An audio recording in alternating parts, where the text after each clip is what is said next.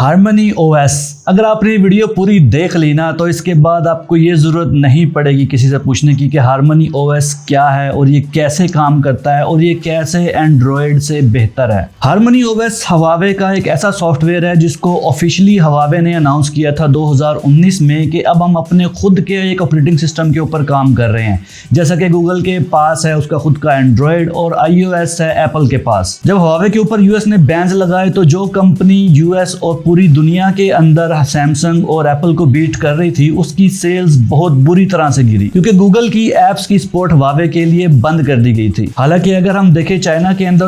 अंदर तो गूगल 2010 से ही बैन है, लेकिन फिर भी चाइना के अंदर भी हवावे की सेल्स बहुत बुरी तरह गिरी क्योंकि हवावे को प्रॉब्लम्स हो रही थी अपनी चिप्स बनाने के अंदर। यहाँ तक कि हवावे के अपने ऑफिशियल स्टोर्स के ऊपर डिवाइसेस तक अवेलेबल नहीं थी और इसी चक्कर में हवावे को अपना सब ब्रांड ऑनर भी सेल करना पड़ा। और जब हवावे को चिप्स की शॉर्टेज वगैरह होना स्टार्ट हुई और उसके पास मोबाइल्स तक नहीं थे सेल करने को, तो ऐसी सूरत हाल में एक कंपनी क्या करेगी। और उस वक्त हमने कॉर्पोरेट इंडस्ट्री का सबसे बड़ा ट्रांसफॉर्मेशन देखा जो कि हिस्ट्री में आज तक किसी ने नहीं देखा था। हवावे ने अपने 2 लाख एम्प्लॉइज को सॉफ्टवेयर बनाने में लगा दिया जो कि ये था हार्मनी ओएस, और इस तरह एक हार्डवेयर बेस्ड कंपनी सॉफ्टवेयर के अंदर कन्वर्ट हो गई। 2019 में जब हवावे के ऊपर बैन लगा तो बेसिकली कंपनी ने ये अनाउंस किया था कि ये हवावे का अपना बिल्ट इन ऑपरेटिंग सिस्टम है जो कि एक माइक्रो कर्नल के साथ आता है जो कि रिप्लेस कर देगा एंड्रॉयड को और उन डिवाइसेस को जिसके अंदर एंड्रॉयड मौजूद है। तो अगर हवावे का ऑपरेटिंग सिस्टम हार्मनी ओएस को 2 पार्ट्स में डिवाइड करें तो सबसे पहला पार्ट निकल के आता है ओपन हार्मनी और दूसरा निकलता है एम्बेडेड हार्मनी। तो ओपन हार्मनी की बात करें तो ओपन हार्मनी अभी के लिए हवावे की डिवाइसेस के लिए नहीं है, बल्कि ये थर्ड पार्टी डिवाइसेस के लिए है, जैसा कि मडिया का स्मार्ट ओवन जो कि हवावे ने अपने की नोट्स के अंदर एक डेमो दिखाया था हमें। बेसिकली ये एक ओपन सोर्स प्रोजेक्ट है जिसको कोई भी डेवलपर या फिर कोई भी कंपनी अपनी किसी भी डिवाइस के अंदर इस्तेमाल कर सकती है। सो बेसिकली हवावे की अपनी डिवाइसेस के अंदर ओपन हार्मनी नहीं है, लेकिन उसका कुछ पार्ट है, जैसा कि हवावे के फोन्स में हवावे ओएस माइक्रो कर्नल है जो कि बेसिक टास्क परफॉर्म करता है, जैसे कि यूजर ऑथेंटिकेशन और बायोमेट्रिक डाटा को मैनेज करना जो कि मेन ओएस से अलग होकर करता है। हवावे ओएस की कनेक्टिविटी एंड एप्स को देखें तो अगर कोई ऐप स्पेशली नई वाली एप्स है कोई भी हार्मनी ओएस के लिए तो वो रन कर सकती है ओपन हार्मनी के साथ, एंड्रॉयड बेस हवावे फोन्स के साथ, light OS base Huawei watches के साथ, हवावे टीवीज के साथ, इन कार इंफोटेनमेंट के साथ। और ये कनेक्टिविटी इसी तरह की है कि ये आसानी से पेयर कर सकती है और आसानी से डाटा शेयर कर सकती है हर डिवाइस के साथ। और हवावे इसको अपना सिंगल ऑपरेटिंग सिस्टम कहता है जो कि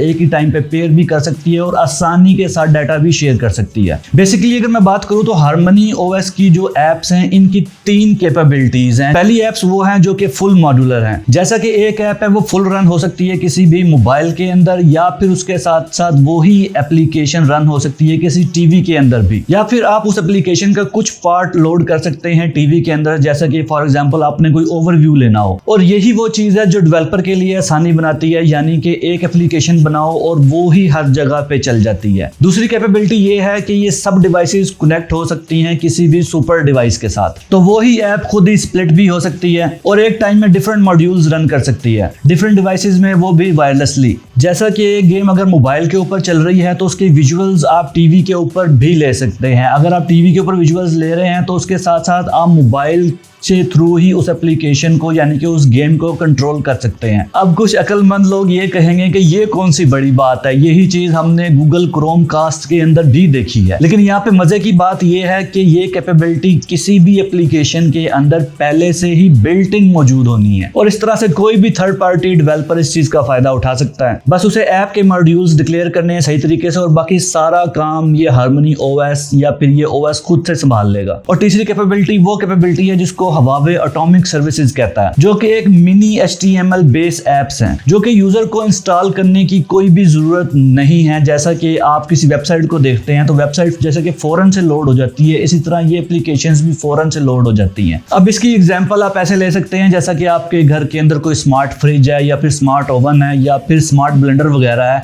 तो अगर आप अपने मोबाइल के अंदर जो NFC है उसके थ्रू अगर आप उन एप्लीकेशन को या उन डिवाइसेस को आप टैप करेंगे तो आपके सामने सामने ये मिनी HTML बेस एक यूजर इंटरफेस आ जाएगा। बेसिकली एक मिनी एप्लीकेशन लोड हो जाएगी जो कि आपके सारे बेसिक काम जो टास्क वगैरह परफॉर्म कर देगी। इसके लिए आपको कोई भी ऐप स्टोर में जाके एप्लीकेशन डाउनलोड करने की जरूरत नहीं है। और Huawei ये कहता है कि ये ही वो तीनों कैपेबिलिटीज हैं और उसके साथ साथ रोबस्ट न्यू कनेक्टिविटी स्टैक है जो कि हार्मनी OS को बेहतर से बेहतर बनाता है एज कम्पेयर टू एंड्रॉयड के। और इन्हीं चीज़ों की वजह से यूजर्स और डेवलपर्स दोनों एंड्रॉयड को स्विच करके हार्मनी OS के ऊपर आएंगे। अब देखना ये है कि Huawei इस ऑपरेटिंग सिस्टम के साथ किस हद तक कामयाब हो जाएगा, क्योंकि Huawei के जो भी स्मार्टफोन्स मार्केट के अंदर मौजूद हैं जो कि तकरीबन 1 बिलियन के करीब बनते हैं, तो अगर Huawei ने नए फ़ोन्स वगैरह बनाने स्टार्ट ना किए या फिर वही फ़ोन्स अगर कम होते चले गए तो बहुत ही ज़्यादा मुश्किल है डेवलपर्स को इस ऑपरेटिंग सिस्टम के ऊपर लाना,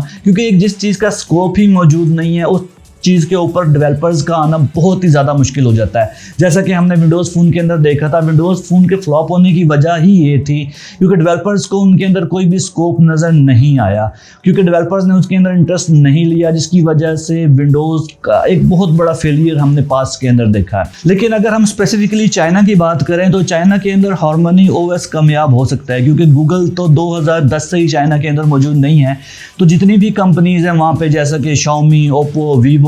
Realme और जैसा कि OnePlus है, तो इनको क्या करना पड़ता है, इनको चाइना के लिए स्पेसिफिकली सॉफ्टवेयर डिज़ाइन करना पड़ता है। तो अगर हार्मनी OS कामयाब हो जाता है तो इन सारी कंपनीज़ को Huawei अपना ऑपरेटिंग सिस्टम प्रोवाइड कर सकता है, जिसके बाद उनकी काफ़ी हद तक सिरदर्दी कम हो सकती है। तो अभी तक जितनी रिपोर्ट सामने आई हैं उसमें यही देखा है कि Xiaomi, Vivo, Oppo और बाकी भी जो ब्रांड्स हैं उन्होंने हार्मनी OS के ऊपर अपने मोबाइल्स की टेस्टिंग स्टार्ट कर दी है। अब देखते हैं कि ऑफिशियली ये हार्मनी OS इन डिवाइसेस के अंदर भी कब लॉन्च होगा। अब अगर Xiaomi की मैं बात करूं तो Xiaomi एक ऐसी कंपनी है जो कि IoT डिवाइसेस के ऊपर बहुत ज़्यादा फोकस करती है। किसी को नहीं पता IoT डिवाइसेस क्या हैं, तो IoT डिवाइसेस वो डिवाइसेस हैं जो कि इंटरनेट ऑफ थिंग्स जिसको हम कह सकते हैं, यानी कि जो इंटरलिंक होती हैं आपस के अंदर। फॉर एग्जाम्पल आपके पास अगर मोबाइल है और अगर आप गाड़ी के अंदर बैठते हैं तो आपकी मोबाइल की स्क्रीन के ऊपर जो कुछ चल रहा होगा वो आपके अंदर जो गाड़ी के अंदर जो सिस्टम इंस्टॉल होगा वो उसकी स्क्रीन के ऊपर दिखाना शुरू कर देगा। और अगर आप घर के अंदर आते हैं और अगर आपकी म्यूजिक वगैरह सुन रहे हैं तो वो ही म्यूजिक ऑटोमेटिकली ट्रांसफर हो जाएगा आपके घर के अंदर मौजूद टीवी के अंदर। और अगर आपके पास स्पीकर्स वगैरह हैं जो कि IoT से कनेक्टेड हैं तो उसके साथ भी वो ऑटोमेटिकली सिंक हो जाएगा। और अगर हम इसी तरह Huawei की मोबाइल्स की बात करते हैं तो फॉर एग्जांपल अगर आप Huawei के मोबाइल को किसी लैपटॉप के साथ अगर आप कनेक्ट करते हैं तो वो ऑटोमेटिकली और बहुत ही आसानी से कनेक्ट हो जाता है। और अगर आप डाटा ट्रांसफ़र करते हैं तो वो भी बहुत तेज़ी से और आसानी से डाटा जो है वो ट्रांसफ़र हो जाता है। उसके लिए आपको कोई थर्ड पार्टी एप्लीकेशंस नहीं करनी पड़ती, जैसा कि अभी हमें Zapier वगैरह इंस्टॉल करनी पड़ती है। और अगर हम विंडोज़ की भी बात करें तो विंडोज़ के अंदर भी आपको एक स्पेसिफिकली Huawei की आपको एक एप्लीकेशन देखने को मिलती है जिसके थ्रू आप Huawei की डिवाइसेस के अंदर आप Huawei की डिवाइस को बेसिकली उस मोबाइल को कंट्रोल कर सकते हैं अपने लैपटॉप से। और इसी तरह फिर हम फ्यूचर में देखेंगे कि वो ही एप्लीकेशंस कनेक्ट हुई हुई हैं आपके मोबाइल के साथ, वही एप्लीकेशन कनेक्ट हुई हुई है आपके टीवी के साथ, वही एप्लीकेशन आपकी कनेक्ट हुई हुई है गाड़ी के साथ। तो इसको हम कहते हैं एक सीमलेसली कनेक्टिविटी। तो अभी हमने रिसेंटली देखा है कि Huawei ने P50 को लॉन्च किया है मार्केट के अंदर, जिसकी लॉन्च काफ़ी ज़्यादा डिले होती चली गई है यही हार्मनी OS की वजह से,